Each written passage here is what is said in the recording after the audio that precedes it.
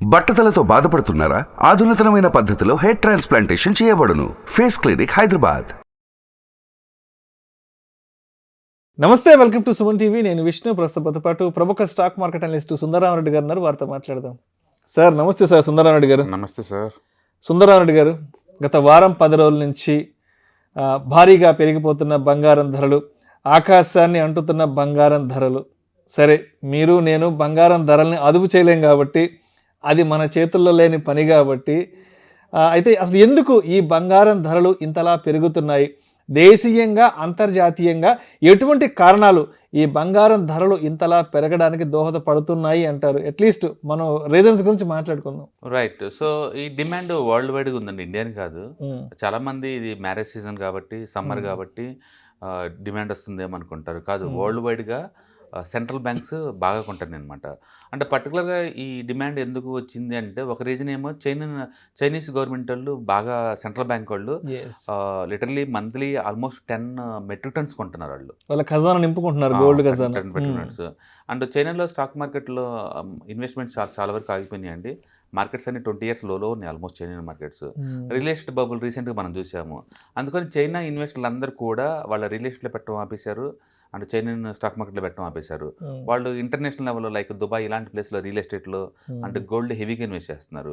Asia మొత్తం మీద huge ఈ పాయింట్ ఆఫ్ టైంలో గోల్డ్ కొని వాళ్ళు ఉన్నారంటే అది Chinese central government and Chinese అనమాట. ఇండియా కన్నా వాళ్ళు ఎక్కువ కొంటున్నారు. రెండోది, ఈవెన్ ఇండియన్ ఆర్బీఐ బ్యాంక్ కూడా ఈ దీంట్లో పార్టిసిపేట్ చేస్తుంది, బంగారం నిల్వలను పెంచుకుంటా పోతుంది. తర్వాత ఏమో రష్యా వాళ్ళు ఎప్పుడైతే ఈ అమెరికాతో ఇష్యూ వచ్చిన తర్వాత వాళ్ళని వెలేశారో ఇంటర్నేషనల్ కమ్యూనిటీ నుంచి, యుక్రెయిన్ వార్ దగ్గర నుంచి, వాళ్ళు ఏంటంటే ఇక్కడ వాళ్ళ ఇన్వెస్ట్మెంట్స్ అన్ని కూడా వాళ్ళు కూడా ఇంటర్నేషనల్ రియల్ ఎస్టేట్స్ లేదా గోల్డ్లో పెట్టడం బిగిన్ చేశారు. అంటే పర్టికులర్ రష్యా వాళ్ళు కూడా గోల్డ్ స్టాక్స్ బాగా పెంచుకుంటూ పోతున్నారు. దాని తోడు ఈ బ్రిక్స్ కంట్రీస్ అన్ని కలిపి ఒక ఆల్టర్నేటివ్ కరెన్సీని డెవలప్ చేసుకుంటున్నాయి. అదేంటే గోల్డ్ బ్యాక్డ్ కరెన్సీ అనమాట. అంటే గోల్డ్ పక్కన పెట్టి వాళ్ళు కరెన్సీ ప్రింట్ చేస్తారనమాట. అందుకని న్యాచురల్గానే గోల్డ్ స్టోరేజ్ ఎక్కువ అవసరం అవుతాయి. అట్లా బ్రిక్ కంట్రీస్ గోల్డ్ కొంటున్నాయి, చైనా వాళ్ళు కొంటున్నారు, రష్యా వాళ్ళు కొంటున్నారు, ఈవెన్ ఇండియన్ ట్రెడిషనల్గా ఉండే ఇండియన్ సెంట్రల్ బ్యాంక్స్ కూడా గోల్డ్ని కొంటున్నాయి. సో మిగతా టైంలోనేమో రిటైలర్ కస్టమర్స్ వచ్చే డిమాండ్ కత్తా ఈసారి సెంట్రల్ గవర్నమెంట్స్ దగ్గర నుంచి వస్తుంది. దాంతో గోల్డ్ బీభత్సంగా పెరగడం స్టార్ట్ అయింది. అంటే టెక్నికల్గా చూస్తే కనుక 1970లో అమెరికన్ అధ్యక్షుడు నిక్సన్ ఆయన పాలసీ మార్పుల వల్ల గోల్డ్ పెరగడం స్టార్ట్ అయిందండి. అప్పుడు పెరగడం ఒక డెకేడ్లో 2100% పెరిగింది గోల్డ్. ప్రపంచంలో గోల్డ్ ఫస్ట్ పెరగడం స్టార్ట్ అయింది అప్పుడే 1971లో. తర్వాత మళ్ళీ గోల్డ్ స్లీపింగ్ మోడ్కి వెళ్ళిపోయింది 30 years. తర్వాత మళ్ళీ 2001 నుంచి గోల్డ్ పెరగడం స్టార్ట్ అయింది. మళ్ళీ ఒక డెకేడ్లో 900% పెరిగింది. మళ్ళీ 24లో మళ్ళీ gold all time high charts breakout అయినాయి. మళ్ళీ ఇప్పుడు పెరగడం మీనేందండి, నెక్స్ట్ ఒక డెకేడ్ ఖచ్చితంగా పెరుగుతుంది గోల్డ్. అంటే టెక్నికల్గా 1971 అప్పుడు ర్యాలీ 2100% మూవ్ అయింది. 2001 నుంచి ర్యాలీ 900% పెరిగింది. 2024 ర్యాలీ ఇప్పుడు బిగిన్ అయింది. ఇప్పటి నుంచి కూడా గోల్డ్ పెరిగే ఛాన్స్ ఎక్కువ ఉంది. బట్ ఎంత పెరిగినా సరే అది ఒక నిఫ్టీ, ఒక సెన్సెక్స్ ఎంత ఇస్తాయో అంతిస్తాయి అంతే. అందుకని మనం పెరుగుతున్నాయి కదా అని చెప్పేసి హెవీగా ఇన్వెస్ట్ చేయాల్సినంత అవసరం కూడా లేదు. ట్రెడిషనల్గా ఏంటంటే గోల్డ్ ఒక 10 to 12% దాకా వచ్చింది. ఎగ్జాక్ట్ నిఫ్టీ, సెన్సెక్స్ ఎలా వస్తే అలా ఇస్తుంది. ఇప్పుడు హిస్టారికల్ డేటా మనం చూసాం అనుకోండి, 2010లో అప్పట్లో గోల్డ్ ప్రైస్ వచ్చేకల్లా 18,500 ఉంది, అండ్ సెన్సెక్స్ కూడా 20,000 ఉంది ఆ టైంలో. తర్వాత 2015లో గోల్డ్ ప్రైస్ 26,000 ఉంది, అండ్ సెన్సెక్స్ కూడా 26,000 ఉంది. తర్వాత 2020లో గోల్డ్ 49,000 అయింది, అండ్ సెన్సెక్స్ కూడా 47,000 ఉంది. అండ్ 24లో గోల్డ్ 75,000కి వచ్చింది, అండ్ సెన్సెక్స్ కూడా 75,000 దగ్గర ఉంది. సార్ నిజంగా అంటే ఆలోచించలేదు, కానీ ఇప్పుడు మీరు లెక్కలన్నీ చెప్తుంటే అంటే గోల్డ్ మార్కెట్ ఎంత ఉందో సెన్సెక్స్ కూడా సేమ్ ఈక్వలెంట్గా అంతే ఉంది, ప్యారలల్గా పోతుంది. అందుకని సెన్సెక్స్ నుంచి రిటర్న్స్ ఎంత అంటే 12 to 13% ఎక్స్పెక్ట్ చేయొచ్చు. అందుకని షార్ట్ టర్మ్ పాయింట్ ఆఫ్లో గోల్డ్ హ్యూజ్ డిమాండ్ ఉంది కాబట్టి బాగా పెరుగుతున్నట్టు కనిపించింది, కానీ బట్ లాంగ్ టర్మ్ పాయింట్ ఆఫ్లో ఎగ్జాక్ట్లీ సెన్సెక్స్ నిఫ్టీ ఎంత పెరిగిద్దో మీకు అంత ఇస్తూ ఉంటుంది అనమాట. అందుకని ఇక ఎక్స్పెక్ట్ 12 to 13% గోల్డ్. సరే ఈసారి పిక్గా పెరిగింది, బట్ ఏదైనా సరే గోల్డ్ ఇప్పుడు ఎవరు షార్ట్ కొట్టే అంత లేదు. అది చాలా హెవీగా all time high charts breakout అయింది. అన్ని కరెన్సీల్లో గోల్డ్ చార్ట్స్ బ్రేక్అవుట్ అయినాయి. అందుకని 2024లో గోల్డ్ బాగా మూవ్ అయ్యే ఛాన్స్ ఉంది. నెక్స్ట్ ఒక డెకేడ్లో యావరేజ్ మీద గోల్డ్ 10 to 12% పెరిగే ఛాన్స్ ఎక్కువ ఉంది. ఎందుకంటే 13 years కన్సాలిడేషన్ బ్రేక్అవుట్ అది. అది ఊరికి పోదు. సో అయితే ఇప్పుడు గోల్డ్లో ఇన్వెస్ట్ చేద్దాం అనుకున్న వాళ్ళకి ఈ ఫిజికల్ గోల్డ్ ఒక్కటే కాకుండా వేరే ఇతర ప్రత్యామ్నాయ మార్గాలు ఏమున్నాయంటారు? ఫిజికల్ గోల్డ్ కాకుండా వేరే ఇతర ఇన్వెస్ట్మెంట్ సాధనాలు. యాక్చువల్ గోల్డ్ ఇన్వెస్ట్ చేయాలంటే ఫిజికల్ గా ఇన్వెస్ట్ చేయడం అనేది అన్నిటికన్నా వరస్ట్ ఫార్మేట్ అండి. గోల్డ్ ఇన్వెస్ట్ చేద్దాం అనుకుంటే కనుక better to avoid the physical gold అనమాట. ఎందుకంటే దొంగతనం భయం ఉంటుంది, ఆర్నమెంట్ మేకింగ్ ఛార్జెస్ ఉంటాయి, కూలీ తరుగు మజూరీలు ఉంటాయి, అండ్ గోల్డ్ ప్యూరిటీ మీద కూడా డౌట్ఫుల్ అది, ఇవన్నీ ఉంటాయి. అందుకని సొసైటీలో స్టేటస్ కోసం చేయించుకోవటంలో అర్థం ఉంది కానీ ఆర్నమెంట్స్ ఇన్వెస్ట్మెంట్ పర్పస్ మీద ఆర్నమెంట్ వేస్ట్. దాంతో పోల్చుకుంటే సోవరింగ్ గోల్డ్ బాండ్స్ మనం ఎప్పటి నుంచి చెప్తున్నాం కదా, అవి బెటర్ అనమాట. ఎందుకంటే 2.5% ఎక్స్ట్రా వస్తుంది ఫ్రీగా వడ్డీ ఎవ్రీ ఇయర్. ప్లస్ వచ్చే డబ్బుల మీద ఇన్కమ్ ట్యాక్స్ లేదు. 8 years తర్వాత మెచ్యూర్ అవుతాయి కదా, వాటి మీద ట్యాక్స్లు ఉండవు. అందుకని సెకండరీ మార్కెట్లో మీకు ఎప్పుడు కావాలంటే అప్పుడు కొనుక్కోవచ్చు. గవర్నమెంట్ వాళ్ళు రిలీజ్ చేసే అంత దాకా వెయిట్ చేయాల్సిన అవసరం లేదు. గవర్నమెంట్ వాళ్ళు yearly 4 to 5 times government of India తరఫున ఆర్బీఐ లాంచ్ చేస్తూ ఉంటారు. Sovereign gold bond series 1, series 2, series 3 ఇలా రిలీజ్ చేస్తూ ఉంటారు. అవన్నీ ఏంటంటే మెచ్యూరిటీ ఇయర్స్ పెడతాయి అనమాట. ఇప్పుడు సపోజ్ 2030లో మెచ్యూరిటీ అవుతుంది అనుకోండి, sovereign gold bond December 2030 series number 1, series number 2 అట్లా ఇయర్లీ 4-5 times లాంచ్ చేస్తారు. ఓకే, ఆ టైంలో మార్కెట్లో ఉన్న గోల్డ్ ప్రైస్ 1 గ్రామ్ గోల్డ్ ఎంత రేట్ ఉందో అంత రేటుతో వీటిని లాంచ్ చేస్తారనమాట. బట్ వాటితో కొనే బదులు సెకండరీ మార్కెట్లో ఎన్ఎస్లు ట్రేడ్ అవుతూ ఉంటాయి. మీరు కనుక NSE.India.comలోకి వెళ్ళేసి మార్కెట్ డేటా, అక్కడ ఈక్విటీ SME మార్కెట్లోకి వెళ్ళేసి సోవరింగ్ గోల్డ్ బాండ్ మీరు క్లిక్ చేసామనుకోండి, ఇప్పుడు దాకా గవర్నమెంట్ ఇండియా వాళ్ళు ఎన్ని లాంచ్ చేశారు అవన్నీ అక్కడ ట్రేడ్ అవుతూ ఉంటాయి. మొన్న లాస్ట్ ఇయర్ నవంబర్లో SJB ఫస్ట్ బ్యాచ్ మెచ్యూరిటీ వచ్చింది 2023 నవంబర్ మంత్ ఎండ్కి వచ్చింది. అవునవును. ఓకే, కాబట్టి సెకండరీ మార్కెట్లో ఎప్పుడు కావాలంటే అప్పుడు తీసుకోవచ్చు స్టాక్స్ లాగానే. కాబట్టి మీరు ఎవరైనా నిజంగా గోల్డ్ మీద ఇన్వెస్ట్మెంట్ అనే థాట్ కనుక వస్తే అంటే సోవరింగ్ గోల్డ్ బాండ్ స్టాక్ లాగా కొనుక్కోవచ్చు, ఎప్పుడు కావాలంటే అప్పుడు అమ్మేసుకోవచ్చు. బట్ మీ దగ్గర ఉన్నంత కాలం నీకు 2.5% ఇంట్రెస్ట్ వస్తూ ఉంటుంది. డీమ్యాట్ లింక్ ఉన్న బ్యాంక్ అకౌంట్లో ఆటోమేటిక్గా వస్తుంటుంది.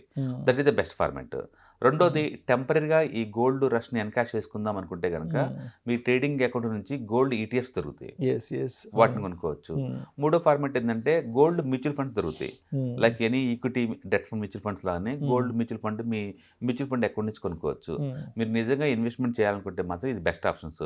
ఎందుకంటే ఎవరు దోచుకోలేరు, అంటే ట్యాక్స్లు పెద్దగా ఉండవు, ఎప్పుడు కావాలంటే అప్పుడు అమ్మేసుకోవచ్చు. అంటే ఎంత మొత్తం ఎన్కాష్ చేసుకోవచ్చు, ఎంత మొత్తంలో కూడా. అంటే ఈ 3 వద్దు అనుకున్నప్పుడు గోల్డ్ బార్స్ ఉంటాయి, గోల్డ్ బిస్కెట్లు, గోల్డ్ బిస్కెట్స్ ఉంటాయి. అండ్ ఇలాంటి వాటిని కొన్ని స్టోర్ చేసుకోవచ్చు, లాకర్లో పెట్టుకొని పెరిగిన తర్వాత అమ్మేసుకోవచ్చు. ఆ తర్వాత గోల్డ్ ఫిజికల్ ఆర్నమెంట్స్ ఉంటాయి, అవి వేసుకోవచ్చు. లేదంటే కమోడిటీ మార్కెట్లో కూడా గోల్డ్ ఫీచర్స్, గోల్డ్ ఆప్షన్స్ దొరుకుతాయి. అవి టూ మచ్ రిస్క్, కొంచెం ప్రొఫెషనల్స్కి అయితే బాగుంటుంది. మొత్తానికి అయితే రిటైల్ పాయింట్ ఆఫ్ లో మాత్రం first priority goes to the sovereign gold bonds, and second one gold ETFs, and third one gold mutual funds. ఆ 3 ఫార్మాట్లు అయితే డిజిటల్గా ఉంటుంది కాబట్టి మనకి భయం ఉండదు, అండ్ లిక్విడిటీ బాగుంటుంది, అన్లిమిటెడ్ లిక్విడిటీ, ఎప్పుడు కావాలంటే అమ్మేసుకోవచ్చు ఇన్వెస్ట్మెంట్ లాగా థింక్ చేస్తే. బట్ టెంపరీగా పెరుగుతుంది అని చెప్పేసి లాంగ్ టర్మ్ ప్లాన్ చేయమాకండి. షార్ట్ టర్మ్ కోసం అయితే ETFs బాగుంటాయి, లాంగ్ టర్మ్కి అయితే సోవరింగ్ గోల్డ్ బాండ్స్, షార్ట్ టర్మ్కి అయితే ETFs బాగుంటాయి.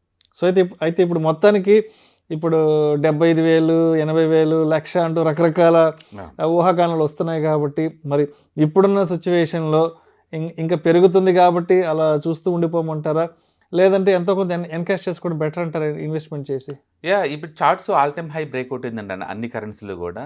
కాబట్టి ఇయర్లీ మీకు ఒక 12 to 15% కావాలి అనుకున్న వాళ్ళు ఉంచుకోవచ్చు గోల్డ్ని, అర్జెంటుగా అమ్మాల్సిన అవసరం లేదు. ఎప్పుడైనా మనం ఏదైనా ఎసెట్ కొంటున్నామంటే గోల్ ఓరియంటెడ్ కొనడం బెటర్ అండి. ఎందుకు కొంటున్నాం, అది కిడ్స్ మ్యారేజ్ కోసం, లేకపోతే ఇన్వెస్ట్మెంట్ కోసం, లేదా ఒక పర్పస్ కోసం కొన్నారనుకోండి, కన్ఫ్యూజన్ ఉండదు. ఇంకా అలా కాకుండా ఏదో టెంపరీ కొన్నాం అనుకోండి, ఇక మంచి రేట్ వచ్చినప్పుడు అమ్మేసుకోవచ్చు. అది రైట్. సో అయితే ఇంకొక అంటే 1 month తర్వాత ఎలక్షన్స్ కూడా అయిపోతాయి కాబట్టి అంతా కొంత సెట్ అయిపోతుంది కాబట్టి ఎలక్షన్స్ అయిపోయినాటికి మళ్ళీ ఏదైనా తగ్గే అవకాశం ఉందంటారా నెక్స్ట్ 1 monthకి? ఇండియా గోల్డ్ పెద్ద పుష్, ఇండియన్ మార్కెట్ ఏం గోల్డ్ పుష్ చేయలేదండి పెద్దగా. ఇది యాక్చువల్గా గల్ఫ్ రీజన్లో యుద్ధానికి రెడీ అవుతుంది, దానివల్ల కొంత ఇదవుతుంది. రెండోది చైనా వాళ్ళు కొంటం చేశారు, అంటే బ్రిక్ కంట్రీస్ గోల్డ్ బ్యాకప్ కరెన్సీని రిలీజ్ చేస్తున్నారు.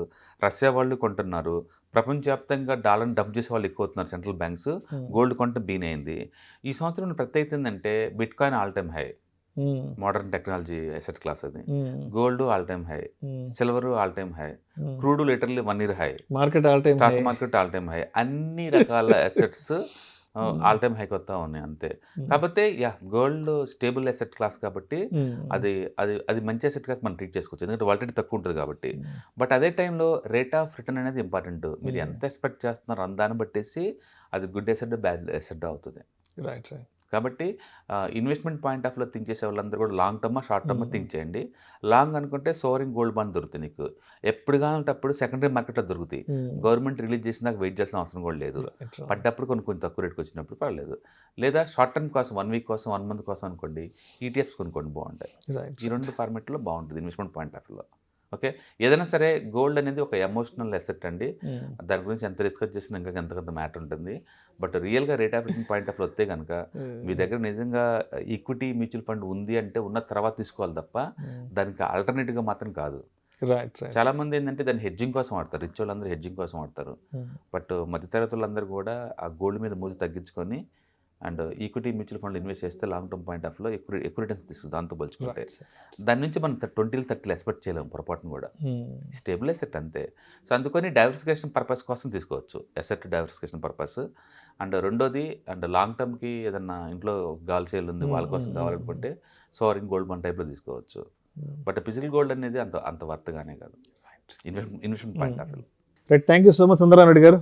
బంగారం ధరలు పెరగడానికి దేశీయంగా అంతర్జాతీయంగా ఎటువంటి కారణాలు తోడ్పడుతున్నాయి, అదేవిధంగా గోల్డ్లో ఇన్వెస్ట్ చేయడానికి గోల్డ్ ఆర్నమెంట్సే కాకుండా మరి వేరే ఇతర ప్రత్యామ్నాయ మార్గాలు ఏమున్నాయనే అంశం గురించి మన ప్రేక్షకులకు మీ విశ్లేషణ ద్వారా చాలా చక్కగా తెలియజేశారు. Thank you so much sir. Thank you sir. Suman టీవీలో మీ పర్సనల్ అండ్ బిజినెస్ ప్రమోషన్స్ కోసం కింది నెంబర్కి కాంటాక్ట్ చేయండి.